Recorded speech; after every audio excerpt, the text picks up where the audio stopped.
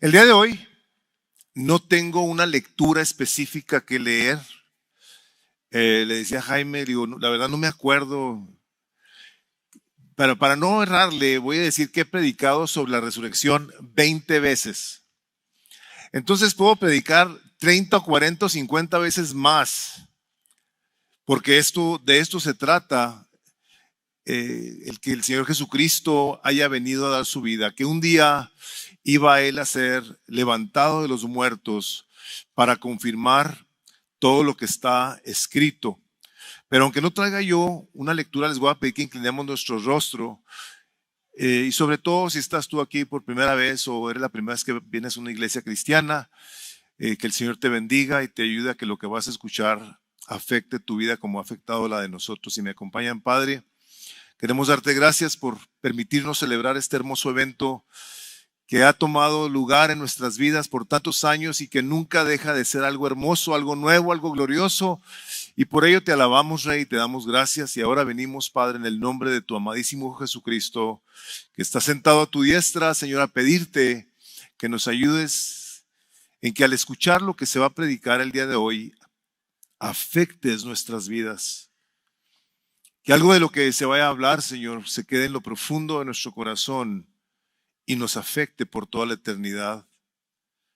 Pues te damos gracias, Señor, porque ese evento en el que tu Hijo amado fue levantado de los muertos afectó la historia de la humanidad por toda la eternidad, y por eso te lo pedimos, Padre, en el nombre de Jesús. Amén y amén. Bueno, pues el día de hoy voy a predicar acerca de este evento que les digo, estamos celebrando de nueva cuenta, y quiero nada más hacer mención de algo con lo que tal vez, si no todos, muchos están familiarizados, y tiene que ver con lugares que el día de hoy se visitan alrededor del mundo, en el que todavía se encuentran personajes ahí en forma de momia, como lo sería en las pirámides de Egipto. Siguen el día de hoy encontrando sarcófagos con momias de personajes muy importantes. En Londres, la abadía de Westminster, el convento de Westminster, contiene ahí en tumbas restos de personajes, de celebridades, de nobles ingleses muy importantes. En Washington, me acuerdo cuando estuve yo ahí viendo la tumba del presidente Kennedy, en Arlington, veía gente llegar, tomar fotos, y no nada más él, hay mucha gente muy famosa en ese lugar. Y hay muchas tumbas alrededor del mundo que contienen los restos de personajes así de famosos, que se han quedado sus nombres registrados en la historia. Pero a diferencia de la tumba del Señor Jesucristo, en ellas están los restos, pero en la de Cristo no hay nada. Cristo fue levantado de entre los muertos como este acto en el que Dios Padre habría de afirmar, de confirmar esa divinidad de su Hijo, que fue concebido sin pecado y que fue precisamente la razón por la que Cristo salió de la tumba, porque fue concebido, vivió y murió sin haber cometido un solo pecado, lo cual, como dice el libro de Romanos, la paga del pecado es muerte. Si tú has pecado, tu pago debe ser que tú debes de morir. Jesucristo nunca pecó, por ende pudo salir de esa tumba porque el pecado no lo podía detener. No había nada que lo pudiera detener. El capítulo 18 de Ezequiel dice: el alma que pecare, esa morirá. La de Jesús, puesto que nunca pecó, no murió. Él ha vivido por toda la eternidad. El día que murió, ese mismo día estuvo en la presencia del Padre. Por eso le dijo al hombre que estaba enseguida de él, quien depositó su fe en la persona de Jesucristo, le dijo: de verdad te digo que hoy estarás conmigo en el paraíso. En el momento en el que Jesús cierra sus ojos aquí en la tierra, estaba en la presencia de Dios. Entonces, este es un evento que celebramos cada año, que celebramos de cierto modo hasta con cantos diferentes porque aluden todos y cada uno de ellos a la resurrección del Señor Jesucristo, que no únicamente hacen eso, sino que nos ayudan a nosotros a enfocar nuestra mente, nuestra vista completa en que Cristo Jesús sigue sentado el día de hoy a la diestra del Padre. Se me hace extremadamente glorioso que siga sentado a la diestra del Padre, pero no sin hacer nada, sino que está intercediendo por nosotros. Todos y cada uno de los que hemos depositado nuestra fe en la persona de Jesús, está el Señor pidiéndole al Padre por nuestra vida que continúe siendo transformada a su imagen, como dice Romanos 8. Hemos sido rescatados para ser transformados a la imagen gloriosa de Cristo Jesús.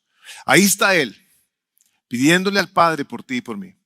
Y es una cosa hermosa, pero esta resurrección, este glorioso evento que hoy recordamos una vez más, ha venido a marcar en la historia de la humanidad literalmente la diferencia entre la vida y la muerte. A partir de esa resurrección, nosotros podemos confiadamente saber que podemos tener vida eterna por medio de la fe en la persona del Señor Jesucristo. Y ha sido desafortunadamente, y ustedes tal vez lo han visto, si ustedes son personas que les gusta ver documentales de History Channel o de National Geographic o cosas como esas que hablan acerca de la resurrección del Señor Jesucristo. En algunas de ellas tratan de negar la veracidad de la resurrección del Señor Jesucristo, pero no únicamente en programas como ellos, las escuelas, las universidades, gente con filosofías que el día de hoy niegan esto, que los escritores de los evangelios dedicaron una gran parte. Estamos hablando de cuatro hombres que fueron movidos por el Espíritu Santo de Dios, que fueron dirigidos e inspirados por el Espíritu Santo de Dios a escribir acerca de este evento tan glorioso, que Mateo le dedica un cuarto de su evangelio a esta porción de la vida de Jesús, de su muerte y resurrección. Marcos le dedica un tercio, Lucas un quinto y Juan la mitad de su evangelio a este evento. ¿Por qué tanto? ¿Por qué tanto se escribió? O sea, si ustedes ven, el evangelio de Juan es un evangelio largo, no tan largo como el de Lucas, pero la mitad de él está dirigido a esa última semana de la pasión de Cristo. ¿Por qué? Bueno, porque el no creer nosotros en la resurrección del Señor Jesucristo marca, como les decía hace un momento, la diferencia entre tu salvación eterna o tu perdición eterna. El creerlo debe de traer a tu vida un cambio significativo que te hace entonces pensar que si Cristo resucitó y está sentado el día de hoy a la diestra del Padre, un día tú tendrás que estar enfrente de Él. Y de hecho es parte de lo que habré de traer el día de hoy a ustedes, en el que, como les digo, no tengo una sección de la palabra en la que me voy a enfocar para hacer lo que nosotros conocemos y se conoce teológicamente como un exégesis, un desmenuce de lo que está escrito en una porción.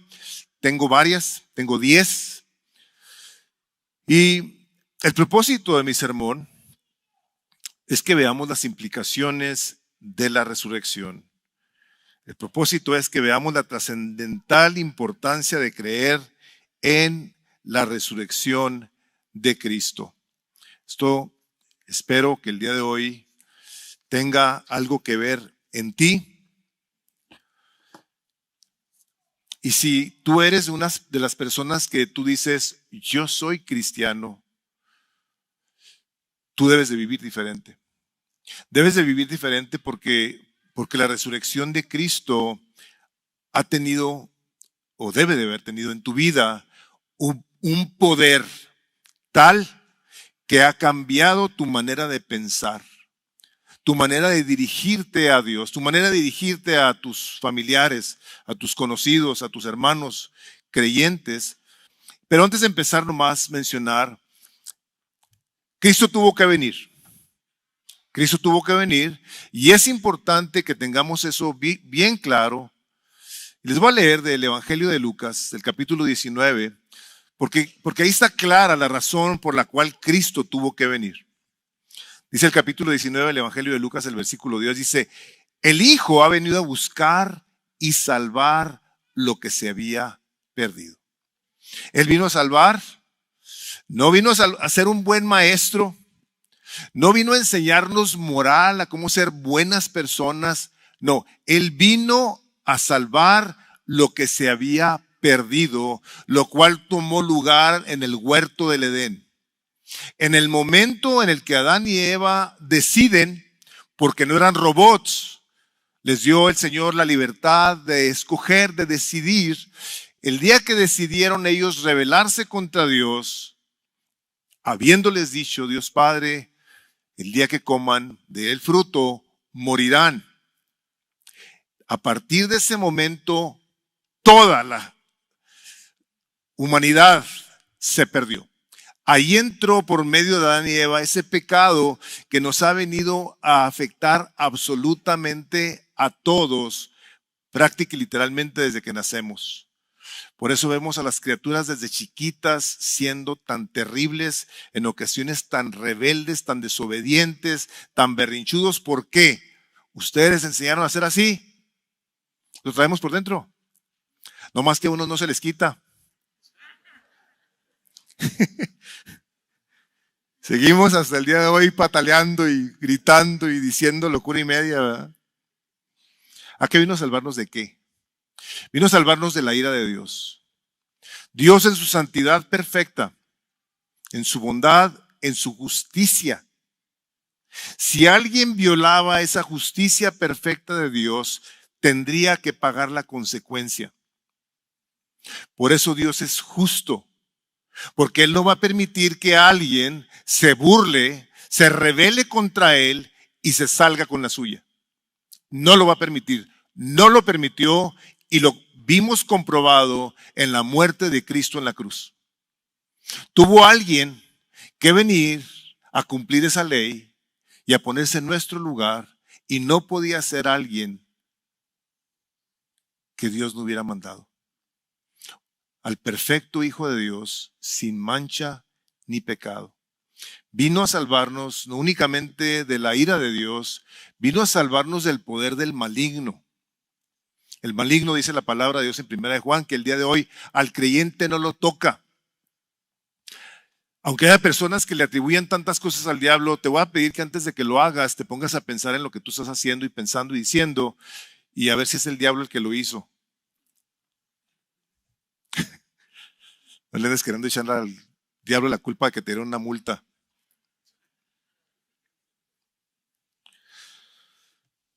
Nosotros hemos sido librados no únicamente de la ira de Dios, del diablo, sino que también hemos sido salvos de nosotros mismos, salvos de tener que vivir una vida atada a los deseos y pasiones que nos llevan a pecar deliberada e intencionalmente contra Dios. Él vino a dar su vida por nosotros y a regalarnos su Espíritu Santo para que nosotros entonces pudiéramos tener a Él Consolador en nosotros, viviendo en nosotros, a ayudarnos a vivir una vida piadosa. A eso vino Jesucristo. Pero entonces, ¿qué prueba la resurrección del Señor Jesucristo? Tengo 10 puntos, ahí los tienen en sus notas. Y el primero de ellos es que porque Cristo resucitó, podemos nosotros ser justificados ante Dios, declarados justos. Y recuerden esto, quiero que quede subrayado en sus mentes y corazones lo siguiente, que todo esto sucede exclusivamente por medio de la fe en la persona de Jesucristo. No por obras es la salvación. Bueno, no, déjenme mejor corregir eso. Sí es por obras. La salvación sí es por obras, pero no las tuyas, las de Jesús. Esas son las obras que a ti y a mí nos salvaron, no tus obras. Entonces,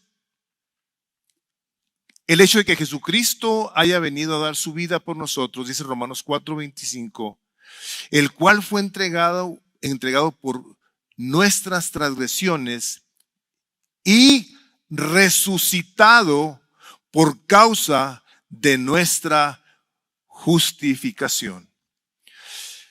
El profeta Isaías, inspirado por el Espíritu Santo de Dios, claramente, y no únicamente el profeta Isaías, está llena la palabra de Dios donde se nos enseña que el pecado nos ha separado de Dios. Dice el profeta Isaías, les voy a leer del capítulo 59, versículo 2. Dice, pero vuestras iniquidades, nuestros pecados, nuestras maldades, nuestras desobediencias, rebeliones, han hecho separación entre vosotros y vuestro Dios.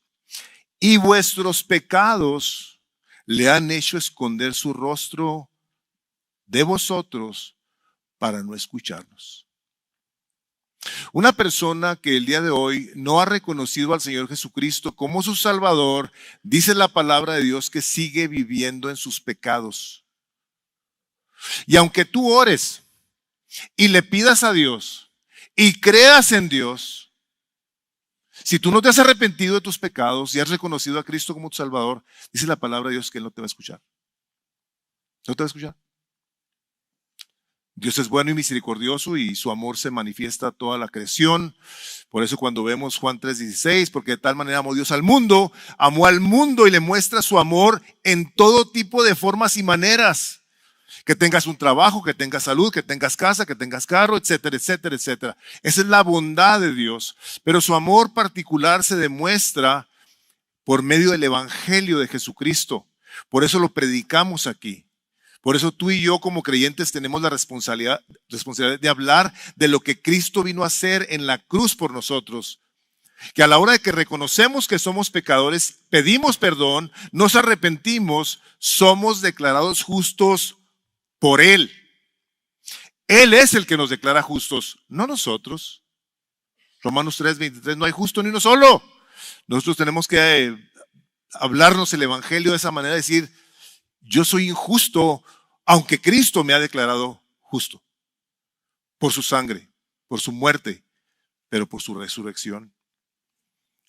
Nosotros tenemos que tener esa certeza de que anteriormente, antes de entregar nuestra vida a Cristo, éramos, como dice Efesios 3, hijos de ira por naturaleza. Vivíamos bajo la ira de Dios al vivir nosotros haciendo, como decimos, lo que nos place nuestra voluntad. La voluntad de Dios, aunque en ocasiones la oramos y decimos, Padre, venga a tu reino y hágase tu voluntad, y a final de cuentas hacemos la nuestra, pues a final de cuentas también lo que en un momento dado nosotros queremos es que la voluntad de Dios se haga en nuestras vidas, habiendo reconocido a Cristo como nuestro Salvador, y que una vez que hemos sido declarados justos, vivamos de esa manera. Procurando justicia, viviendo de acuerdo a su voluntad, como verdaderos hijos de Dios. ¿Tú has confesado a Cristo como tu Salvador? ¿Tú crees en Él? Si tú crees en Él, tú eres entonces una persona que tu fe en la persona de Jesucristo te debe de llevar a obedecer lo que está escrito, no creer. O sea, déjenme les digo, hermanos, y esto lo he comentado anteriormente porque la palabra de Dios lo dice, tú y yo podemos creer en Dios y vivir, como les decía hace un momento, haciendo lo que queremos. A diferencia de los demonios que dice la palabra de Dios, que ellos también creen, pero tiemblan.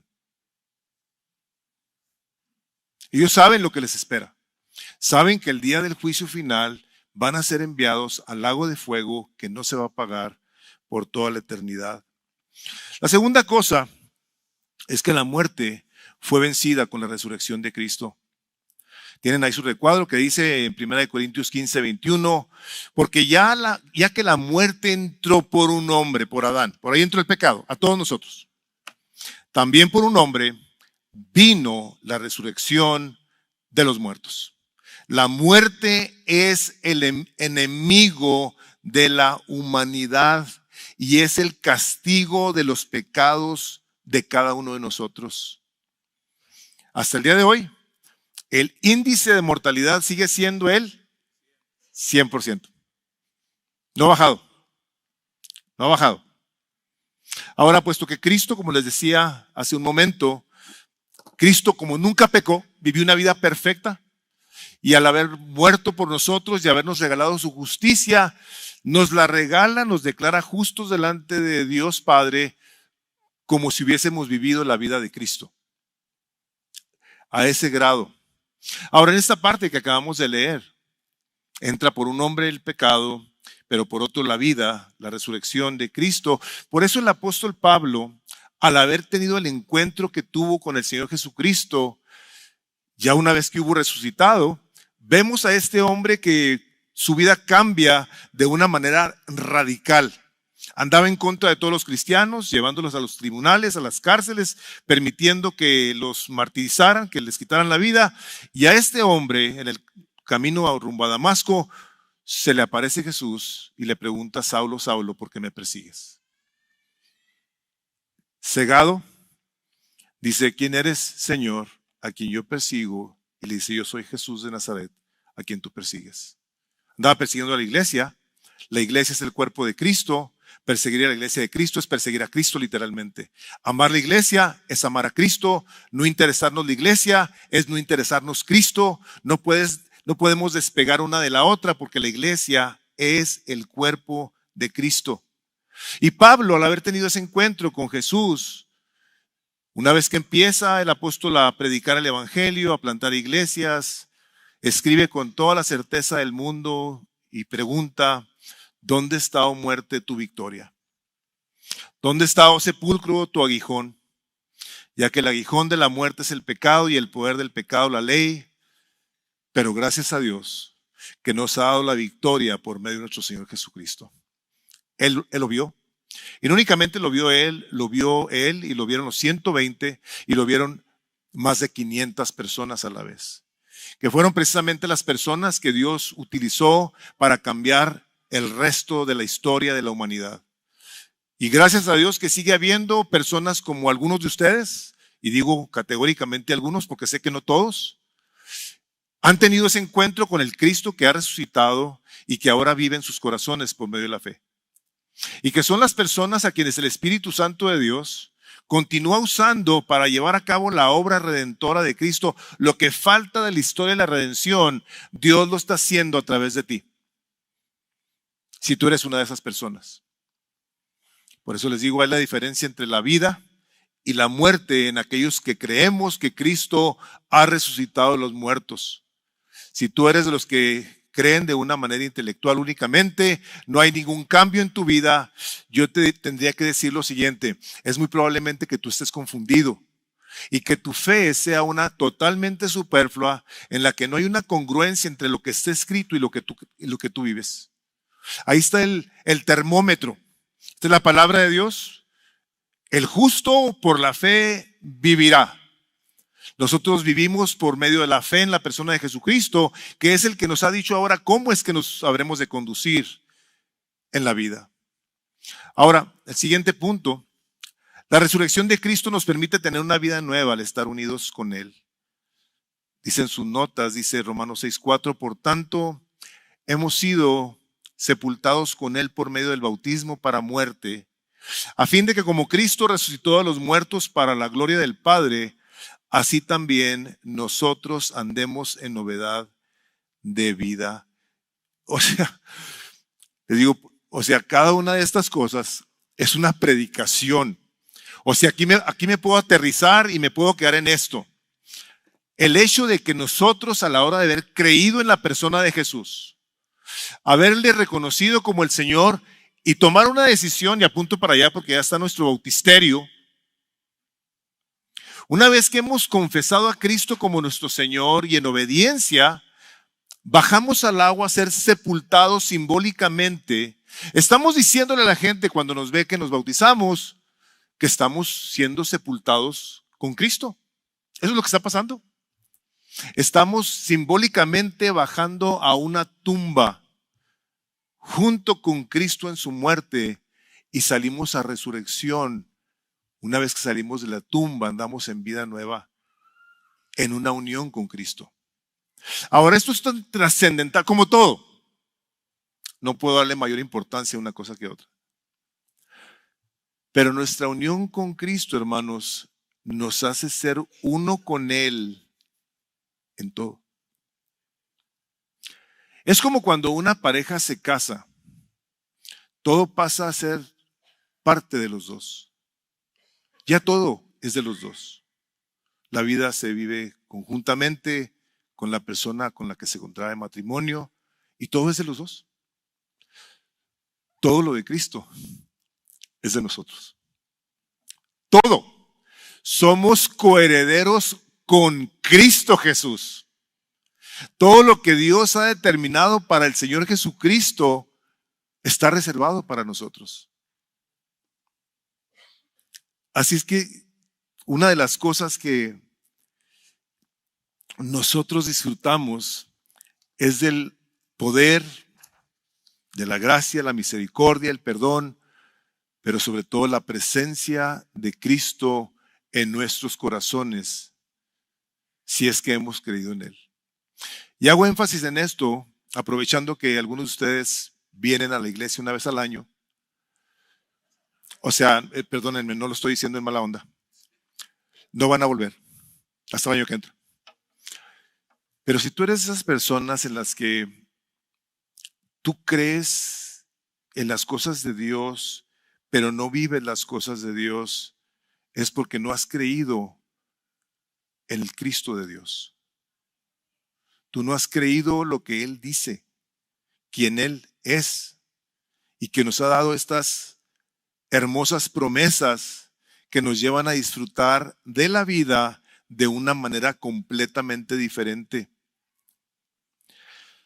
Ahorita en la mañana estaba leyendo del Salmo 16, que es lo que tengo anotado en sus notas como nuestra siguiente lectura.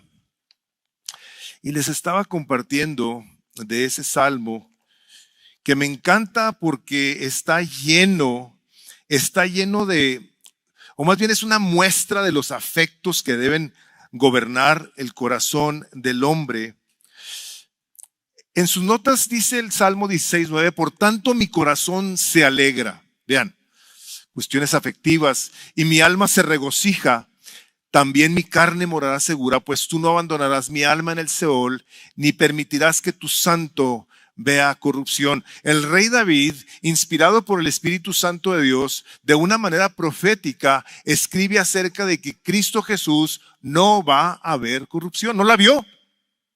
Fue resucitado antes de que su cuerpo empezara a descomponerse. No la vio. El rey David escribe esto, pero quiero aprovechar para hablarles un poquito acerca de eso que afecta a nuestro ser, nuestra carne. Dice el Salmo 16, versículo 7, bendeciré al Señor que me aconseja, en verdad en las noches mi corazón me instruye. Al Señor he puesto continuamente delante de mí. Dice, porque está a mi diestra, permaneceré firme. Vean estas palabras. Dice, por tanto mi corazón se alegra y mi alma se regocija. También mi carne morará segura, porque tú no abandonarás mi alma en el Seol, ni permitirás que tu santo sufra corrupción. Me darás a conocer la senda de la vida.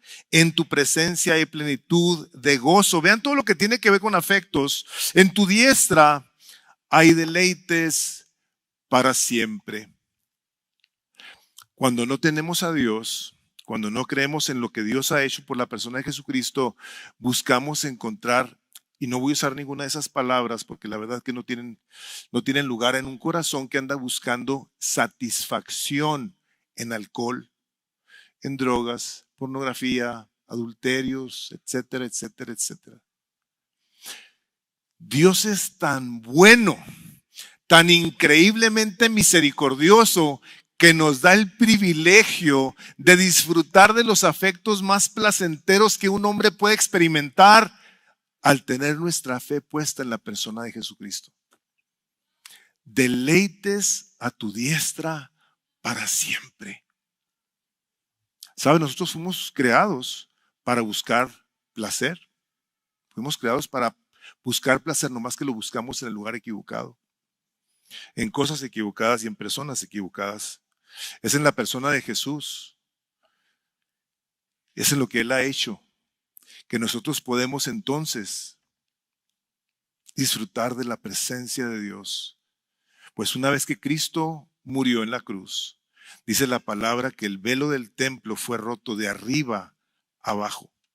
Si aquí hubiese una cortina de 4 pulgadas de grueso y lo hubiésemos visto ser partida de arriba abajo, estaremos impresionados. Eso fue lo que pasó el día de la resurrección, de la muerte de Jesús. Se rompió. Porque ahí nada más pueden entrar los sacerdotes. Y el hecho de que Jesucristo lo haya hecho por nosotros de una manera sobrenatural, le ha dado ahora acceso a todos a que lleguemos al trono de nuestro gran sacerdote. De que podamos disfrutar y obtener el oportuno socorro, como dice Hebreos, en el tiempo de nuestra necesidad. Yo sé que tenemos muchas necesidades, muchas peticiones, pero yo quisiera animarte a que hicieras de tus necesidades la más importante, Cristo sea lo que tú necesitas. Que si algo tú quieres en la vida, sea Jesús. Que si algo tú anhelas tener en esta vida, sea un conocimiento mayor del Señor Jesucristo. Pablo dijo, todo lo he considerado por basura por tener un conocimiento mayor de Jesucristo. Y el poder de su resurrección. Cuando Pablo habla de esas cosas, hermanos, está hablando de estas cosas.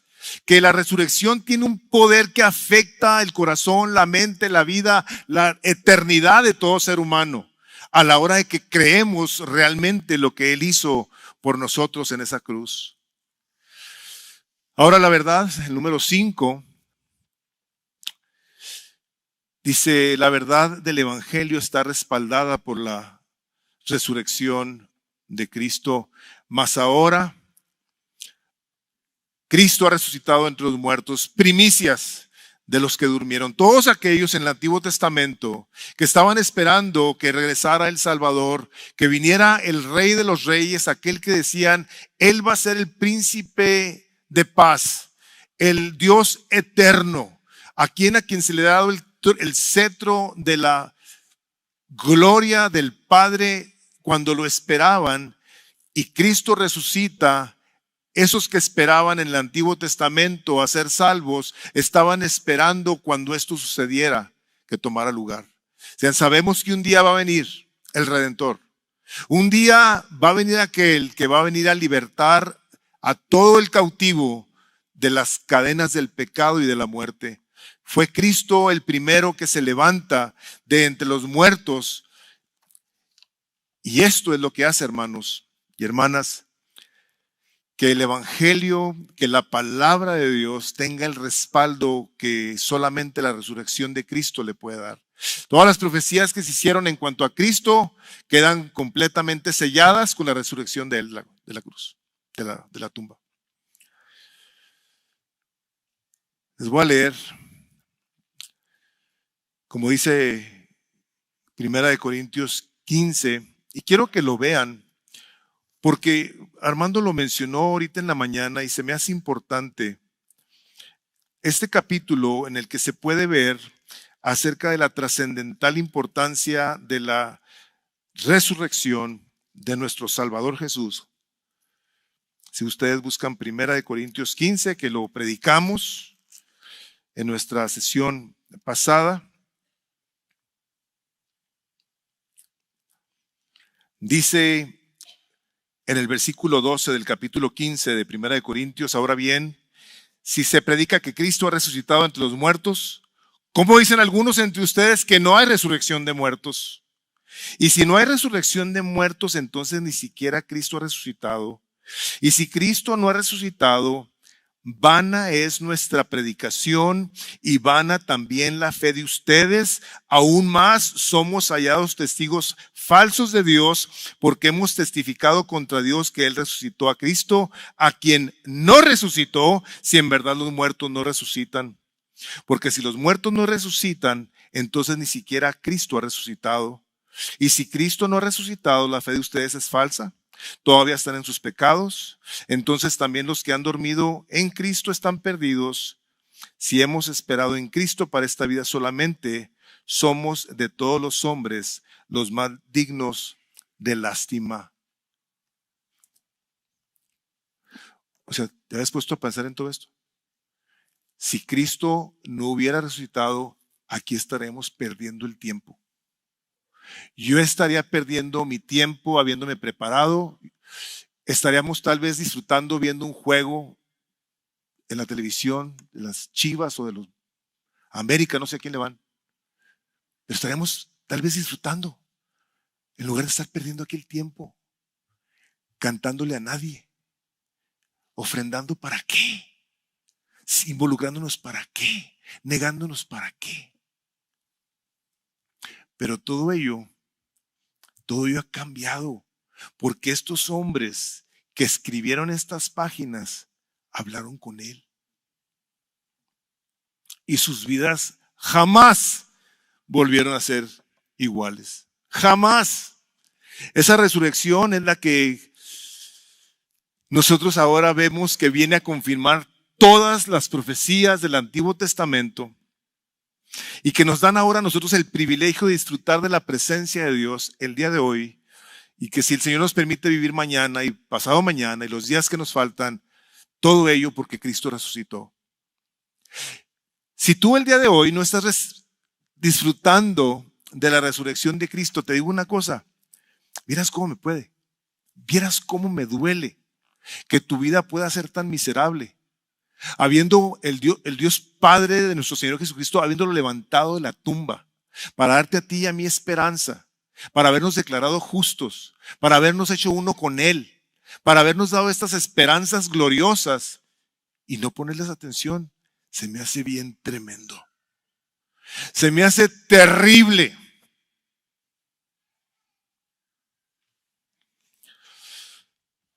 El número 6 dice que la resurrección de Cristo lo declara hijo de Dios.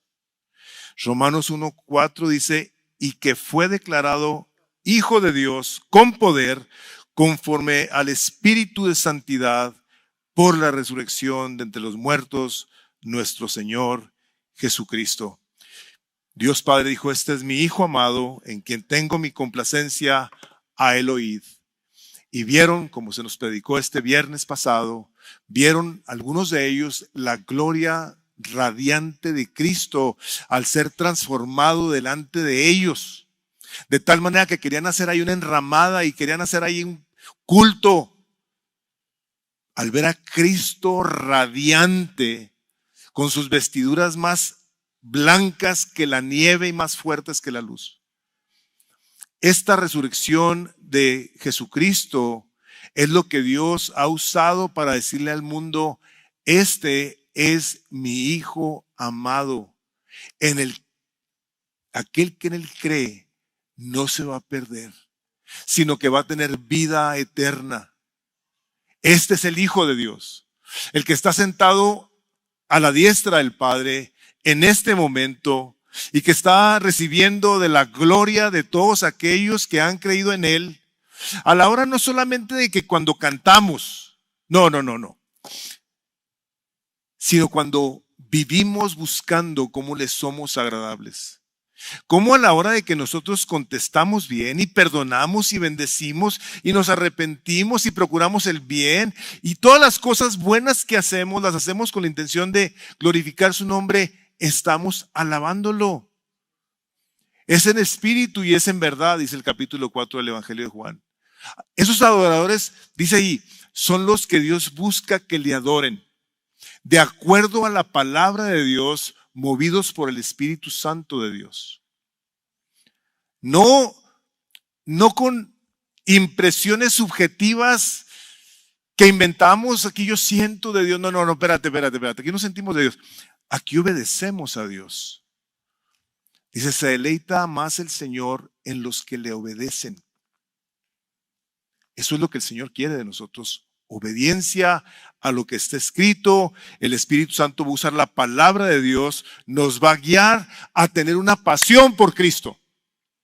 Eso es lo que el Espíritu Santo de Dios hace en nuestro corazón. Tener una pasión por el Salvador, tener una pasión por su palabra, tener una pasión por su iglesia, tener una pasión por su reino. O sea, yo veo el desenfreno y todos lo vemos. La avaricia terrible que no tiene satisfacción. O sea, es un desenfreno por querer y acumular y tener más, etcétera, etcétera. Y yo digo, ¿y de Cristo así nos ocupamos? De querer conocerlo más y más, de querer amarlo más y más. Yo digo, la balanza tiene que ser puesta en su lugar con la ayuda de Dios, con la ayuda y presencia y poder del Espíritu Santo de Dios. Ahora, nosotros recibimos a la persona del Espíritu Santo porque Cristo resucitó. Dice, es necesario que yo me vaya porque si no me fuera, no les enviaría el Espíritu Santo. Y tú y yo, a la hora que creemos en Jesús, tenemos el privilegio hermoso de poder ser llenos de la persona del Espíritu Santo. Por eso el 7 dice en Hechos 2:33, así que exaltado a la diestra de Dios y habiendo recibido del Padre la promesa del Espíritu Santo, ha derramado esto que ustedes ven y oyen.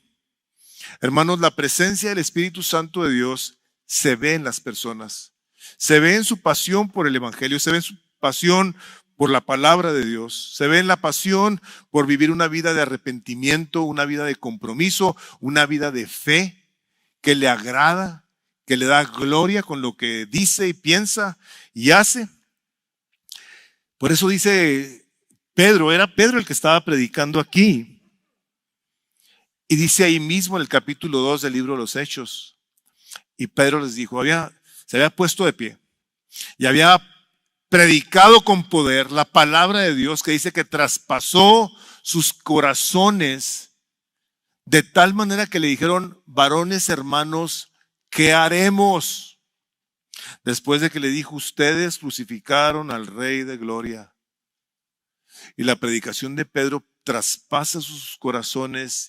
Y Pedro les contesta, arrepentíos y sed bautizados cada uno de vosotros en el nombre de Jesucristo para perdón de pecados y recibiréis el don del Espíritu Santo. No podemos vivir la vida cristiana sin la ayuda del Espíritu Santo, no podemos. Él es el que nos ilumina el entendimiento cuando abrimos la Biblia.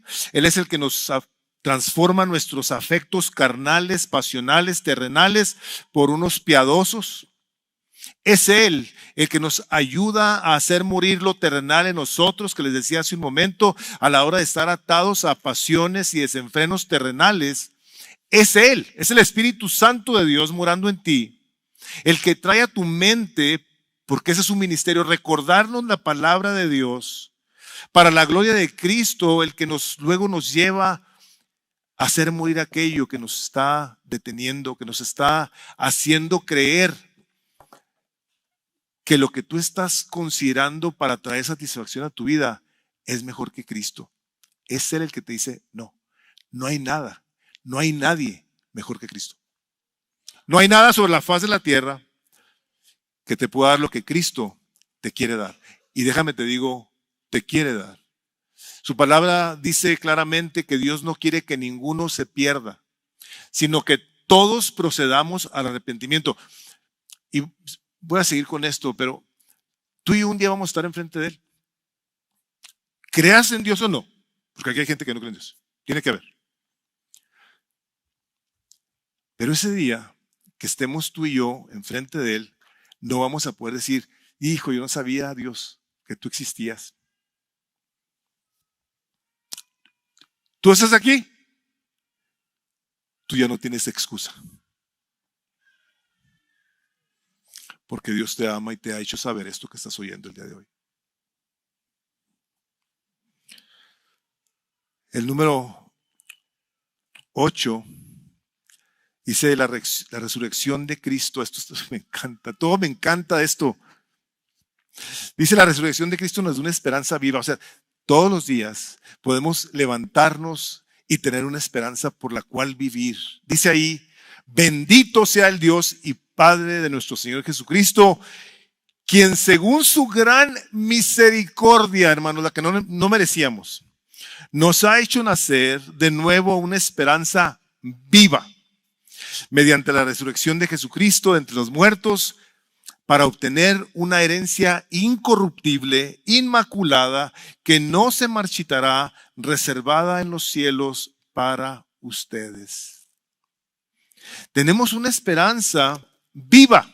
Y ayer les platicábamos, mi esposa y yo, acerca de, le decía yo, que ¿sabes qué me encanta? Le digo, cuando leo el libro de Apocalipsis y veo que en esa foto estoy yo y estás tú.